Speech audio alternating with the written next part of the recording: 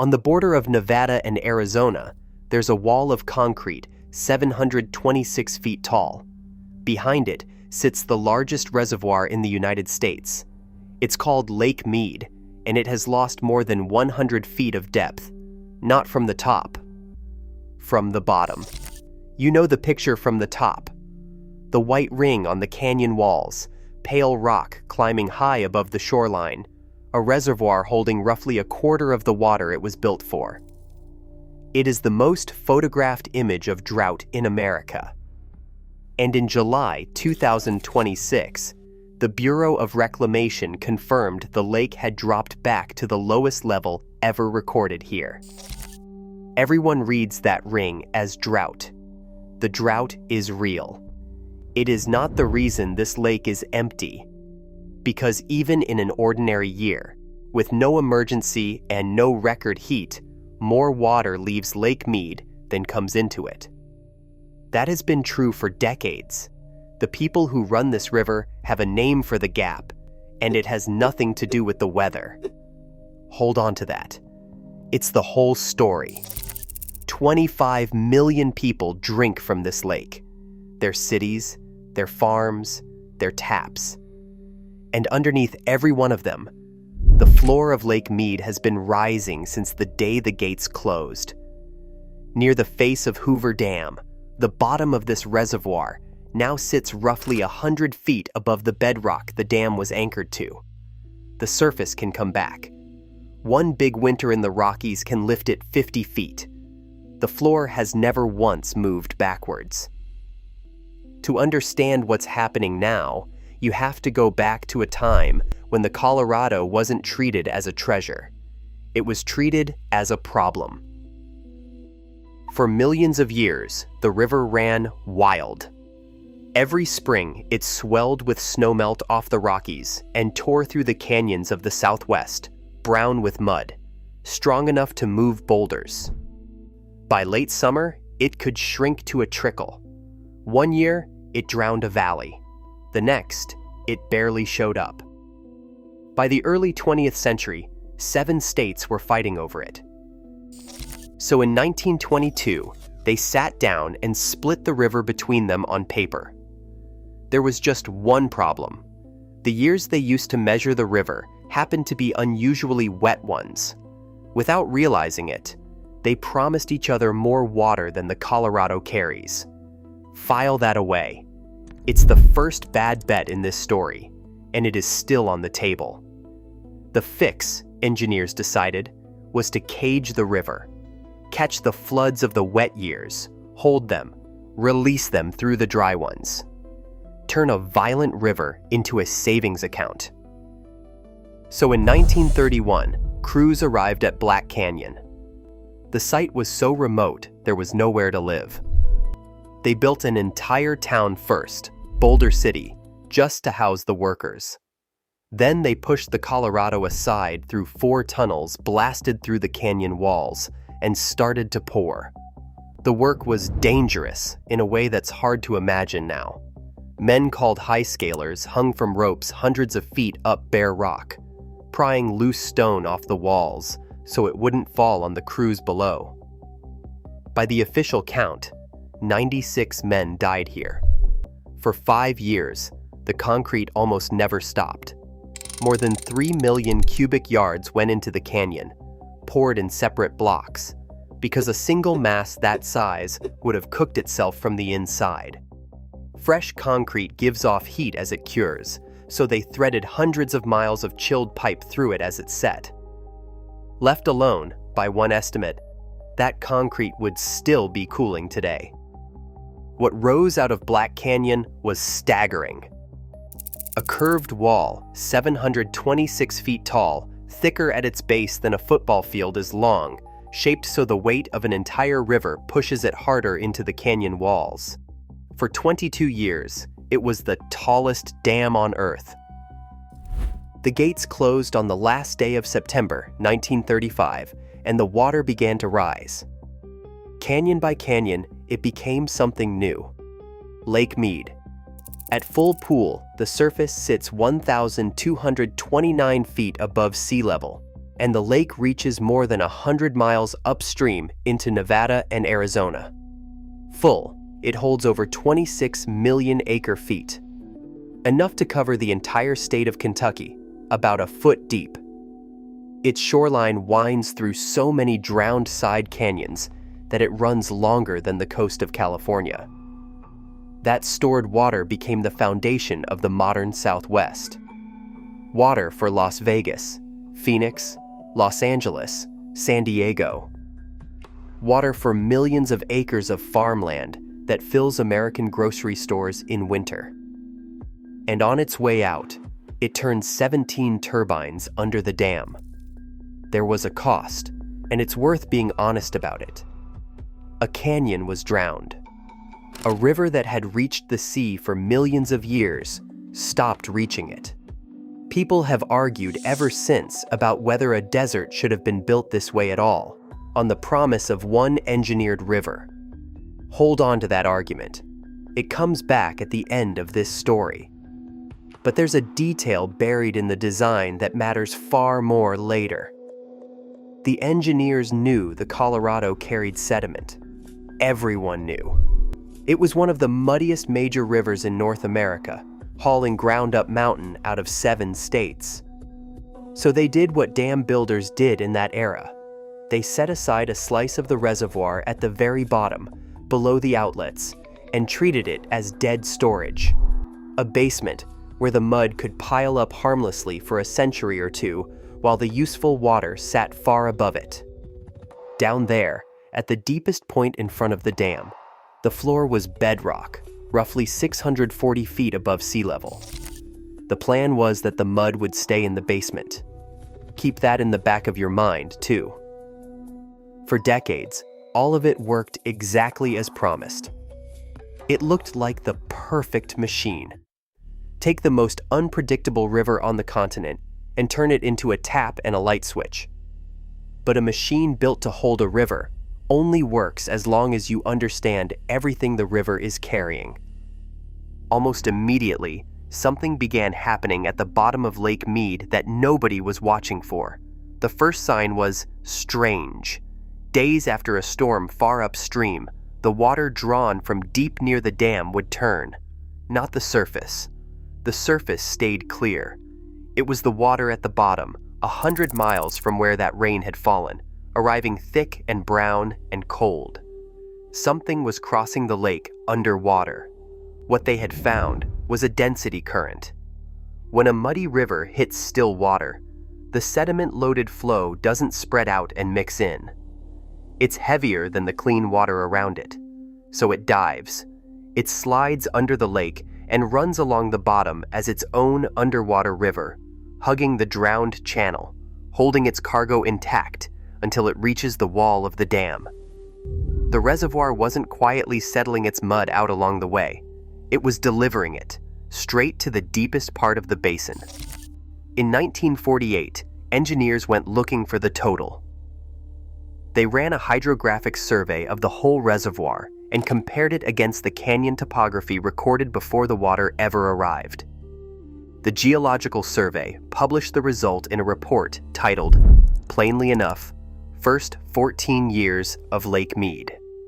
In 14 years, the reservoir had lost about 5% of its capacity, and practically all of it was mud. At the upstream end, where the river first meets still water, the Colorado had built a delta, a wedge of sand and silt hundreds of feet thick, creeping downstream like a glacier made of mud. Near the dam, the fine clays that rode the density currents the whole way were settling into flat sheets across the old canyon floor. The basement was filling faster than anyone had planned for. Then, in March 1963, Lake Mead got a reprieve from an unlikely direction. 400 miles upstream, Glen Canyon Dam closed its gates and began forming Lake Powell. And Lake Powell immediately started doing to the Colorado exactly what Lake Mead had been doing. Almost everything the river carried out of Utah and Colorado now stopped there instead. The load arriving at Lake Mead collapsed. By reclamation's own measurement, the long-run rate of accumulation fell by well over half. The bleeding slowed. It never stopped.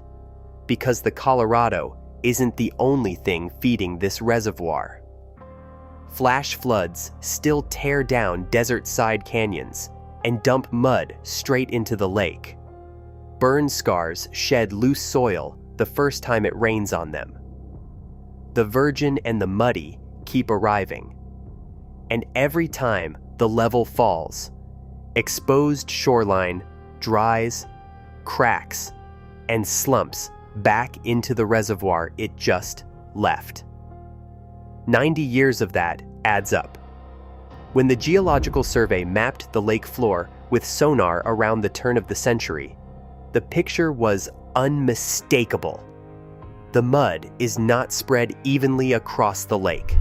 It sits in the drowned river channel, flat and thick, exactly where the density currents laid it down. In the deep basin in front of Hoover Dam, it reaches roughly 80 feet thick. At the far upstream end, it exceeds 250.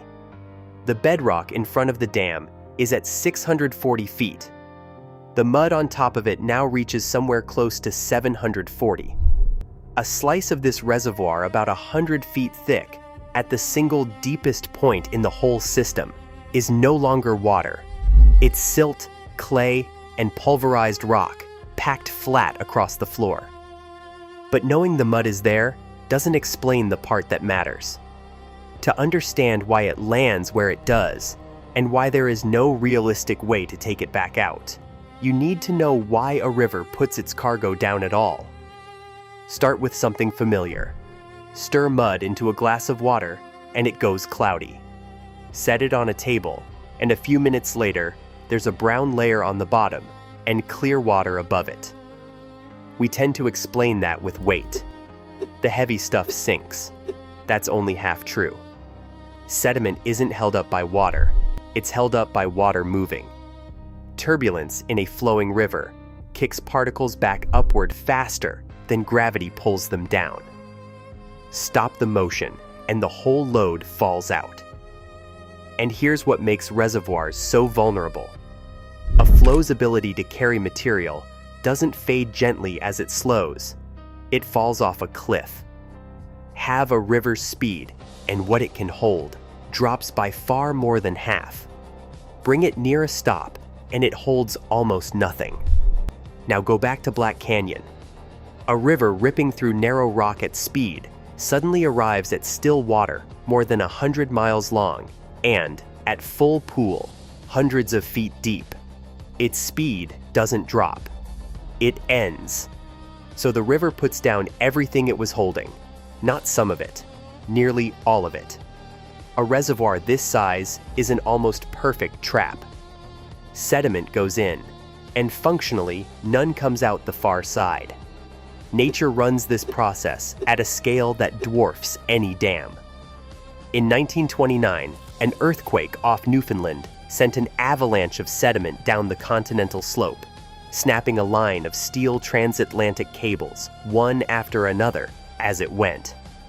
The timing of those breaks is how we learned how fast these things move. That is the same physics running quietly along the bottom of Lake Mead, which is why there was never going to be a clean fix. Cavitation, the force that once chewed craters through spillway concrete on this same river, had a cure. Engineers fed air into the water and the damage stopped. Sedimentation has no equivalent. You cannot engineer a reservoir into carrying its own mud back out, because the mud is there for one reason: the water stopped, and the water stopping is the entire point of the dam.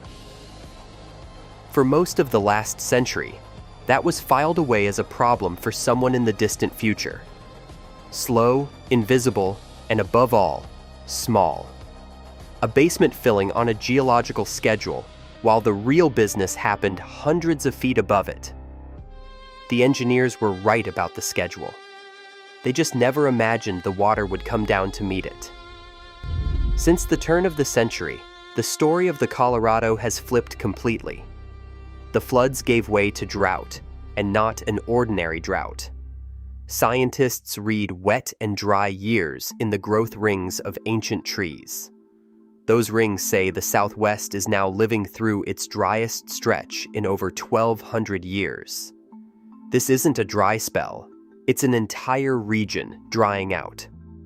Part of it is simple heat. The Southwest has warmed, and warmer air is thirstier air. It pulls moisture out of the snowpack, the soil, and the reservoir itself before anyone downstream gets a drop. More of the snow that does fall sinks into bone-dry ground before it ever reaches a river. So Lake Mead fell. If you go there today, the drought isn't a statistic, it's the landscape. Marinas that used to float sit on cracked mud. Boat ramps end in mid-air, high above the water. Wrecks that spent 50 years submerged are back out in the sun, and the white ring keeps climbing the walls, recording every foot the lake has lost. Which brings us to right now. Lake Mead is sitting near 1,041 feet above sea level. That is 187 feet below full pool, about 27% full, and back at the lowest level in its 90-year history. Reclamation's July 2026 study projects it near 1,020 feet by next summer, and lower still the year after. Every foot of that runs through a ladder of thresholds written into federal law and steel. Below 1,075 feet, shortage conditions begin and deliveries to the lower basin states get cut. Below 1,050, and again below 1,025, the cuts get deeper and the negotiating gets harder. The lake is already beneath all three. At 950 feet comes the line engineers call minimum power pool. The turbines inside Hoover Dam don't run on water alone. They run on the pressure created by the height of water standing above them. Drop below 950, and there isn't enough to turn them. The lake is now about 92 feet above that line, and Hoover's generating capacity has already been cut back as the surface has fallen. About 55 feet below that sits Dead Pool, near 895 feet, the elevation where water can no longer flow out through the dam's outlets under its own weight.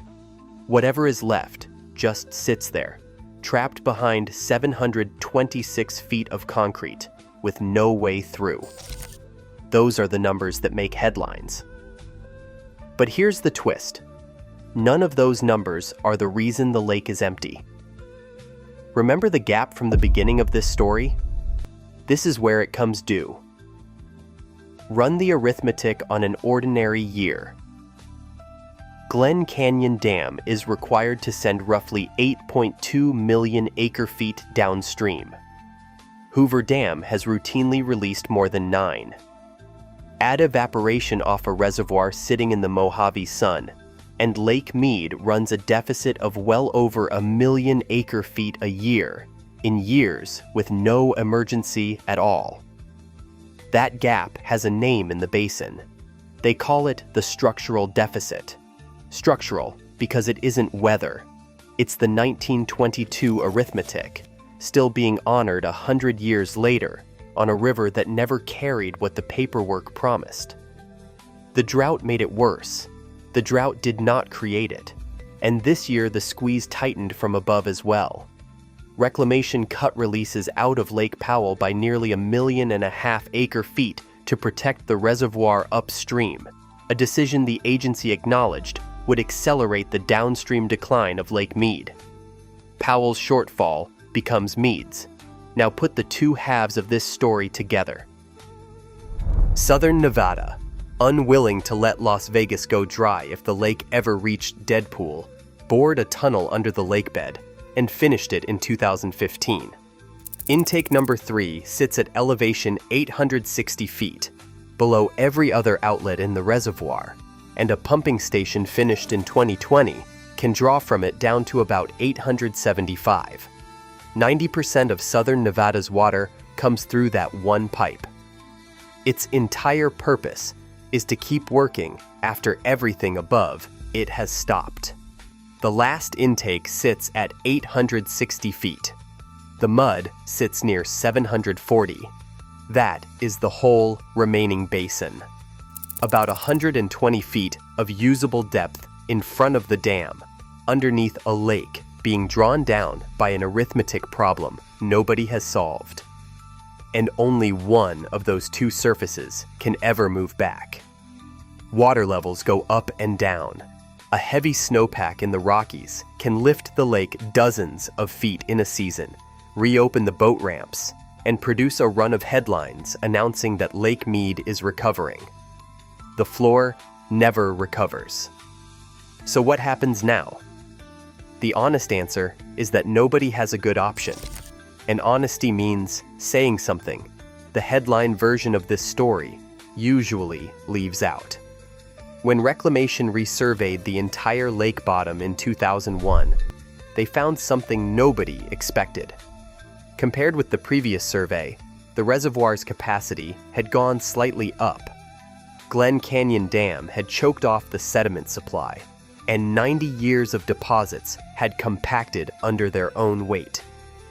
The mud is not filling this reservoir quickly. Over the whole 90 years, sedimentation has cost Lake Mead somewhere in the range of 8% of its capacity, most of it before 1963. That is the part worth being precise about. We said at the start that the drought isn't why this lake is empty. The mud isn't either. It's the deficit. But the 8% is permanent.